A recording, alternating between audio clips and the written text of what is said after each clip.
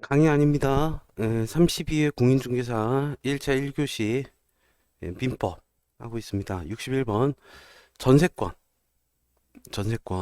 전세권 틀린 거. 1번 전세금의 지급은 전세권 성립 요소이죠.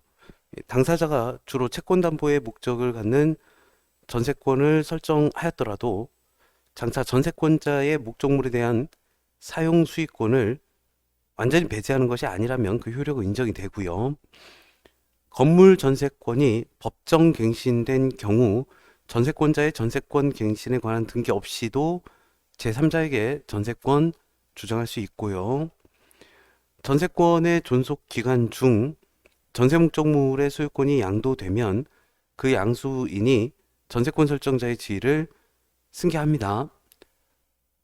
건물의 일부에 대한 전세에서 전세권 설정자가 전세금의 반환을 지체하는 경우 전세권자는 전세권에 기하여 건물 전부에 대해서 경매 청구할 수 있는 건 아니고 일부 전세권이잖아요. 일부 전세권이니까 전부 경매는 안 되고 전부 우선 변제는 가능합니다. 예, 일부 전세권이니까. 예. 그리고 62번 저당 부동산의 제3취득자 옳은 겁니다. 저당 부동산 제3취득자 옳은 거. 자, 기억. 저당 부동산에 대한 후순위 저당권자는 저당 부동산의 피담보 채권을 변제하고 그 저당권의 소멸을 청구할 수 있는 제3취득자에 해당하지 않는다. 예, 맞습니다. 그러니까 제3취득자는 저당권이 이제 설정된 다음에 저당 목적물의 양수인 또는 제한 물건을 취득한 자이죠. 그리고 이제 뭐 후순위 소유권, 용의권은 해당이 되고 후순위 저당권자는 해당되지 않습니다. 니은 부조. 저당 부동산의 제3취득자는 부동산의 보존, 개량을 위해 지출한 비용을 그 부동산의 경매 대가에서 우선 상환 받을 수 없다. 이제 비용은 경락대금에서 우선 상환이 가능합니다. 그 비용 상환 청구권 있으니까 비용 상환 청구권, 비용은 경락대금에서 우선 상환 가능하고요. 디귿 저당 부동산의 제3취득자는 저당권을 실행하는 경매에 참가해서 매수인이 될 수 있죠. 예. 그리고 리을 피담보 채권을 변제하고 저당권의 소멸을 청구할 수 있는 제3취득자에는 경매 신청 후에 소유권, 지상권 또는 전세권을 취득한 자도 포함이 됩니다. 대변제 가능해요. 기억, 디귿, 리을 4번 넘어갑니다. 저당권 효력이 미치는 목적물의 범위, 저당권에 효력이 미치는 목적물의 범위 틀린 거 저당권이네요. 1번 당사자는 설정 계약으로 저당권의 효력이 종물에 미치지 않는 것으로 정할 수 있고요. 설정 계약으로 저당권의 효력이 종물에 미치지 않는 것으로 정할 수 있습니다. 저당권의 목적 토지가 공익사업을 위한 토지 등의 취득 및 보상에 관한 법률에 따라 협의 취득된 경우, 저당권의 목적 토지가 협의 취득된 경우 저당권자는 그 보상금 청구권에 대해서 물상대위권 행사할 수 없고요. 3번 건물 소유를 목적으로 토지를 임차한 자가 그 토지 위에 소유하는 건물의 저당권을 설정한 경우 건물 소유를 목적으로 한 토지 임차권에도 저당권의 효력은 미칩니다. 4번 저당 목적물의 변형물인 금전에 대해 이미 제3자가 압류한 경우 저당권자는 물상대위권 행사할 수 있습니다. 저당권자는 물상대위권 행사할 수 있고요. 제3자가 압류했을 때.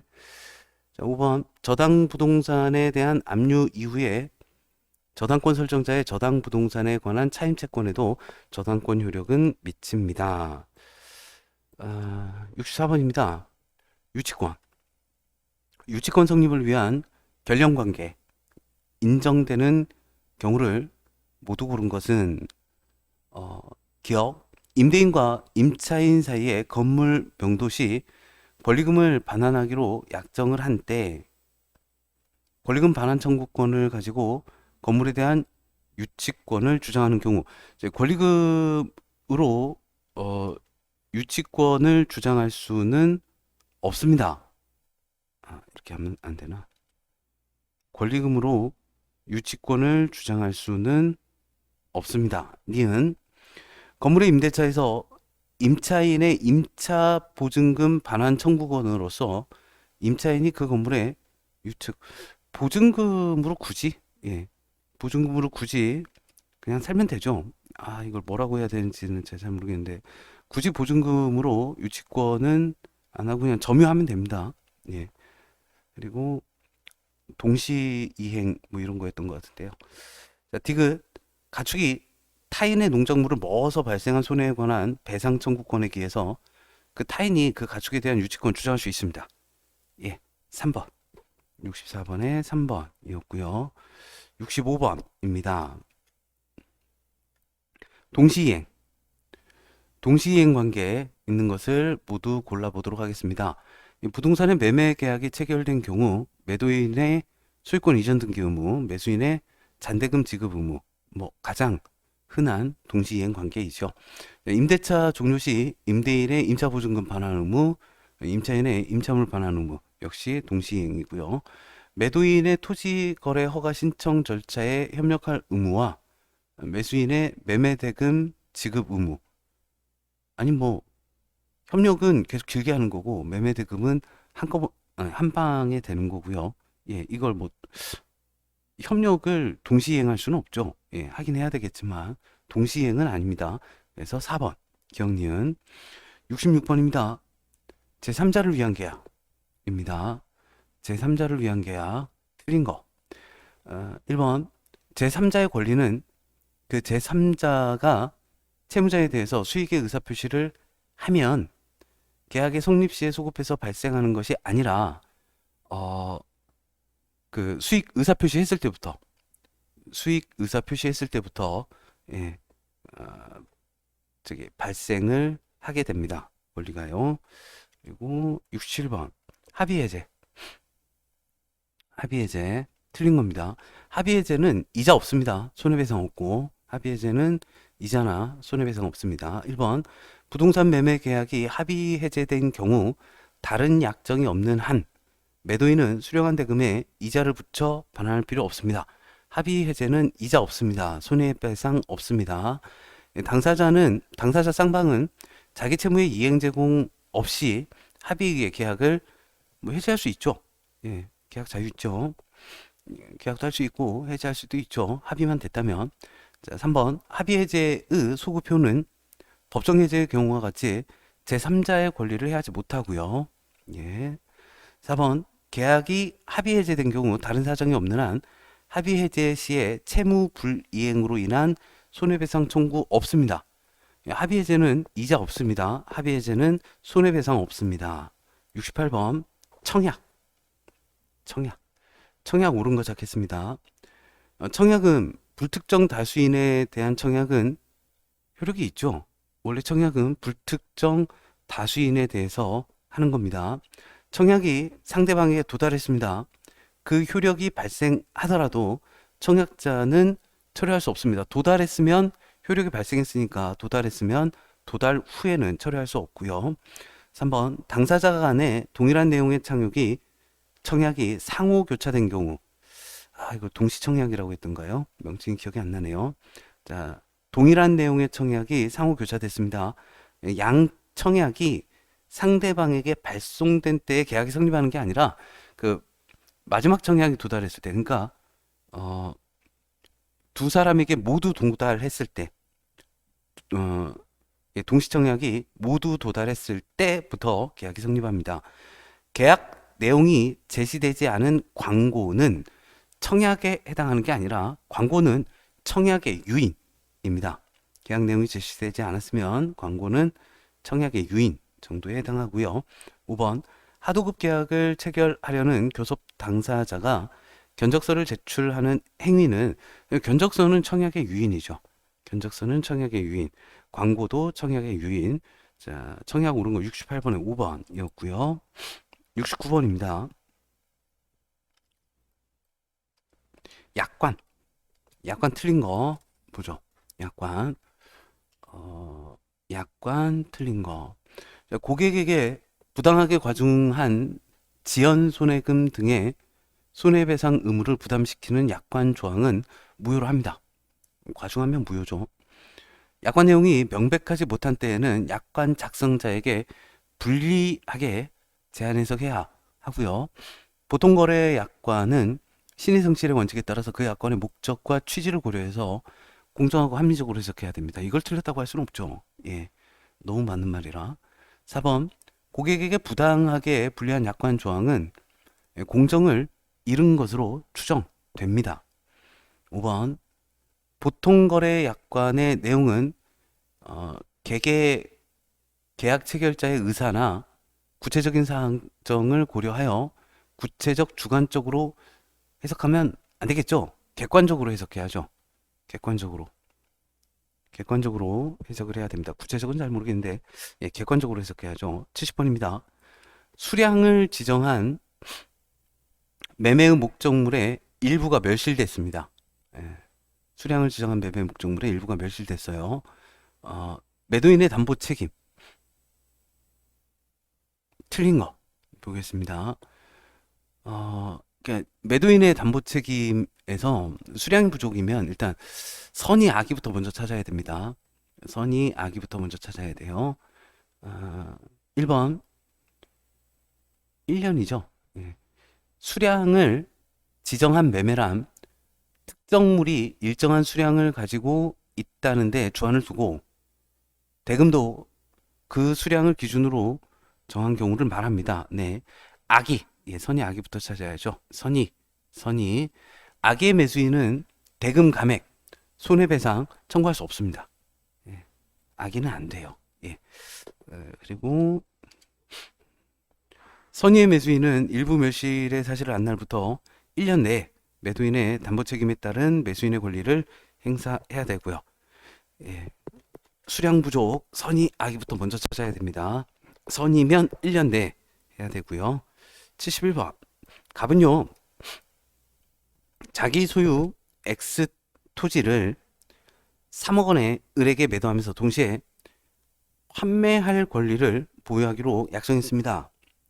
을이 X 토지에 대한 소유권 이전 등기를 마쳤죠. 이에 관한 설명으로 틀린 거.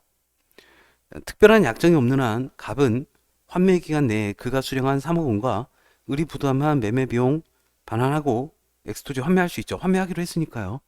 특별한 약정이 없으면. 갑과 을이 환매 기간을 정하지 아니한 경우는 5년으로 합니다. 5년 지나면 끝나는 거고요.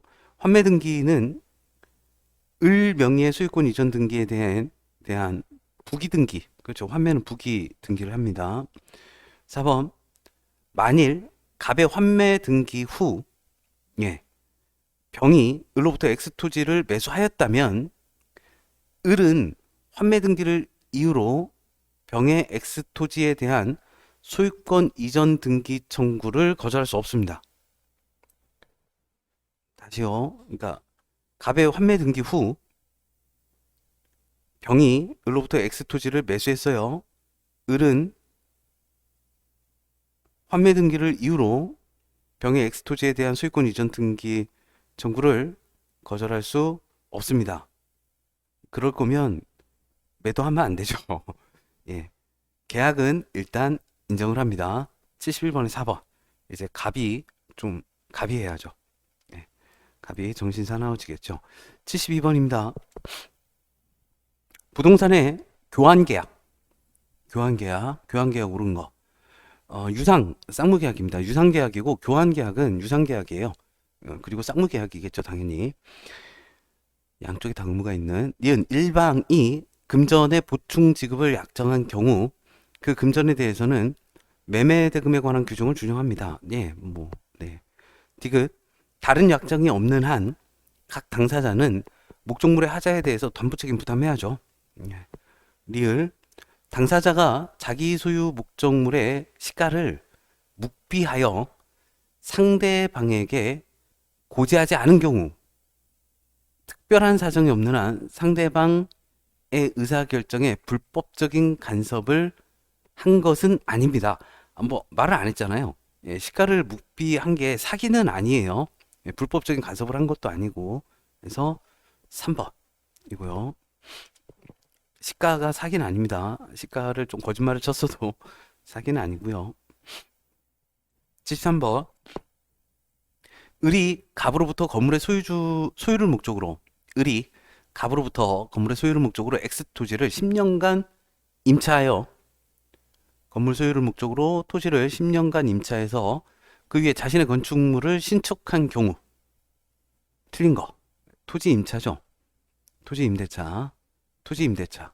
여기다 건물을 왜 지었을까요? 뭐 어쨌든 토지 임대차. 1번 특별한 사정이 없는 한 갑이 X 토지의 소유자가 아닌 경우에도 예, 무건대리 예, 무건대리가 아니죠. 이건 대리도 아니고 뭐 어쨌든 예, 계약은 유효하게 성립합니다. 항상 계약은 유효해요. 예, 권리가 없어도 계약은 유효하게 성립하고요. 갑과 을 사이에 반대 약정이 없으면 을은 갑에 대하여 임대차 등기 절차에 협력할 걸 청구할 수 있죠. 예, 3번입니다. 을이 현존하는 지상 건물을 등기해도 임대차를 등기하지 않은 때에는 제3자에 대해 임대차의 효력이 있습니다. 그러니까 건물 등기 혹은 임대차 등기는요, 제3자 효력이 있어요.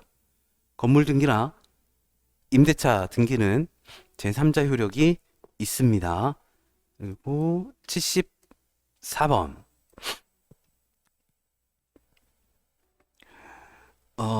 갑은 자기 소유 X 창고 건물 전부를 을에게 월차임 60만 원에 3년간 임대했습니다. 을은 갑 동의를 얻어서 X 건물 전부를 병에게 월차임 70만 원에 2년간에 전대했죠. 이게 전대를 했으면 일단 확인을 해야 되는 게 동의했는지 확인이에요. 동의했는지. 근데 여기 동의를 얻었죠.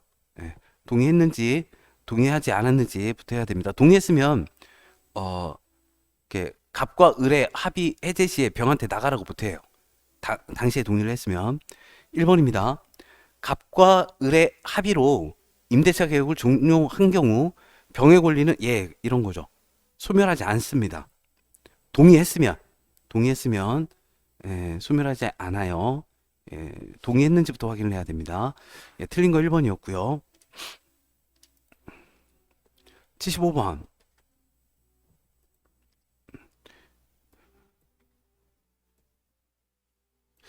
주택임대차 보호법 상에 주택임대차 보호법이네요.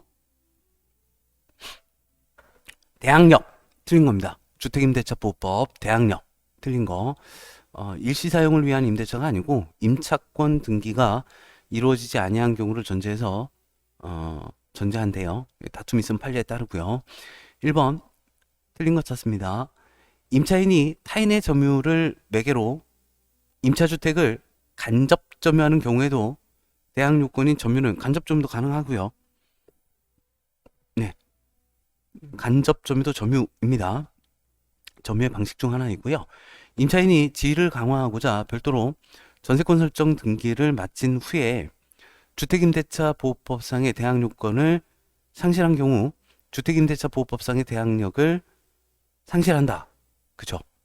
임차인이 지위를 강화하고자 별도로 전세권 설정 등기를 마친 다음에 마쳤는데 주택임대차 보호법상의 대항 요건을 상실했으면 대항 요건을 상실했으니까 대항력은 상실합니다.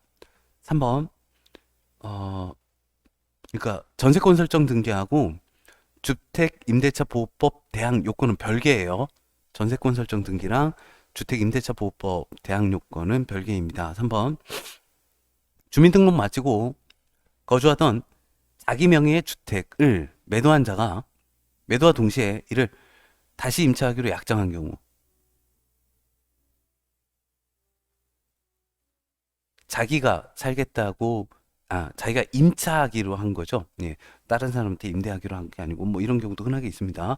매도 직후 내가 계속 살겠다, 임차하겠다 약정한 경우 매수인 명의의 소유권 이전 등기 여부와 관계없이 대항력이 인정된다. 아니요, 지금 매도 후 임차했으면 소유권 이전 등기 해야죠. 웬 관계없이? 예, 소유권 이전 등기를 매도 후 임차는 소유권 이전 등기 해야 됩니다. 그리고 이게 공인중개사는 그러면 임대차하고 그 저기 매매하고 계약 두 건이니까 중개 수수료 두 개 다 받나? 아니요, 이제 액수 많은 것만 받습니다. 액수 많은 것만. 76번입니다. 주택임대차보호법상 임차인의 계약갱신 요구권, 임차인의 계약갱신 요구권, 주택임대차보호법상 임차인의 계약갱신 요구권 옳은 겁니다. 기억, 임대차 기간이 끝나기 6개월 전부터 2개월 전까지에 해야죠. 6개월 전에서 2개월 전 사이에 행사를 해야 되고요. 니은 임대차 조건이 동일하면 여러 번 행사할 수 있다. 갱신은 한 번입니다. 갱신은 한 번이고요. 임차인이 임대인의 동의 없이 목적주택을 전대한 경우 동의가 없죠. 임대인은 계약갱신 요구를 거절 가능합니다. 동의가 없으면 동의 없이 전대를 했으면 계약갱신 거절 가능합니다. 1번 76번에 1번 77번입니다. 갑은 2021년 2월 1일 서울특별시에 위치한 을소유 X상가 건물에 대하여 보증금 5억, 월차임 500만 원으로 임대차 계약을 체결하였습니다. 지금 상가 건물 임대차 계약입니다. 상가 건물 임대차 계약. 자, 갑은 2021년 2월 15일 건물의 인도를 받아서 영업을 개시하고 사업자 등록 신청했습니다. 옳은 거 찾죠? 기억, 위 계약에는 뭐 어쨌든 위 계약에는 확정일자 부여 등에 대해 규정하고 있는 상가건물 임대차 보호법 제4조의 규정이 적용된다.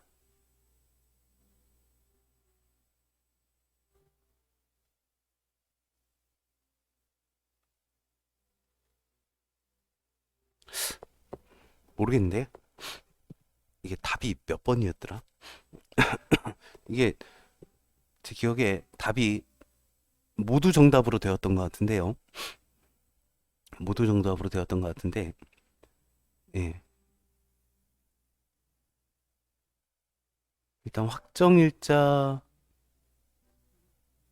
하고 우선 변제권하고는 상관이 없죠. 이게 액수가 커가지고 기억은 잘 모르겠습니다. 니은 갑이 임차 건물의 일부를 중과실로 파손한 경우 계약갱신 요구할 수 있다. 예, 중과실로 파손했으면 뭐 지금 예, 중과실로 파손했어도 계약갱신이야 요구 가능하죠.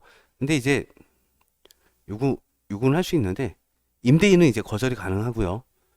예, 요구할 수 있죠. 예, 요구할 수 있죠. 그리고 갑이 그리고 요구야 가능하죠. 근데 임대인이 싫어하면 예, 거절 가능하고요. 갑이 2개월분의 차임을 연체하던 중 매매로 건물의 소유자가 병으로 바뀌었습니다. 특별한 사정이 없는 한 연체 차임은 을에게 지급해야 된다. 연체는 승계가 안 됩니다. 연체는 승계가 안 돼요. 그러면 뭐 이게 잘 모르겠어요. 어, 연체가 승계가 안 되니까. 그쵸. 연체가 승계가 안 되죠. 지금 병으로 바뀌었죠. 승계가 안 되니까 을에게 지급을 해야죠. 그럼 니은 디귿인가요? 상가 건물 임대차 보호법 제4조를 모르겠습니다. 니은 디귿이라서 얘가 지금 액수가 크거든요. 제4조가 아마 저거였던 것 같아요. 우선 변제권. 액수가 적은 사람들. 예, 액수가 적은 사람들을 보호해주는. 액수가 커서 아마 우선 변제권이 적용이 안 될 겁니다. 확정일자 부여하고는 좀 상관이 없죠. 답이 없네요. 아마 그랬던 것 같아요. 예. 야, 이거 강의 아닙니다. 예, 혼자 공부하는 영상이고요. 이게 한번 풀어봤다고 아는 건 아니군요. 예, 78번 보겠습니다. 가등기 담보.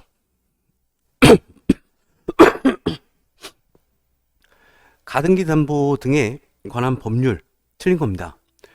예, 담보 가등기를 마침 부동산에 대해서 강제 경매 된 경우에 담보 가등기 권리는 그 부동산의 매각에 의해 소멸합니다. 그냥 싹 다 소멸입니다. 예, 싹 다 소멸해요. 매각했으면. 그리고 2번 가등기의 피담보 채권은 당사자의 약정과 관계없이 가등기의 원인 증서인 매매 예약서상의 매매 대금의 한도로 제한하는 게 아니라 당사자 약정에 의해서 되겠죠. 가등기 피담보 채권 당사자의 약정에 의해서 제한이 되고요. 틀린 거 2번이었네요. 79번입니다.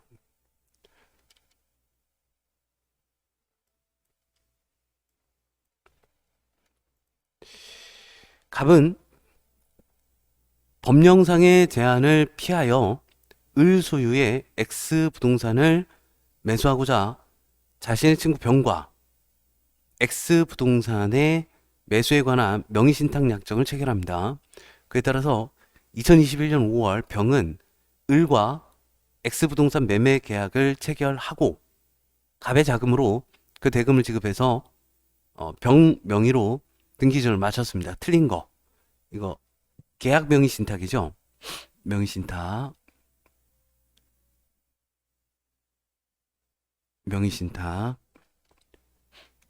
예. 계약 명의 신탁. 틀린 거 찾겠습니다. 갑과 병 사이의 명의 신탁 약정은 무효이고요. 을이 그 매매 계약 체결 당시 그 명의 신탁 약정이 있다는 사실을 알았다면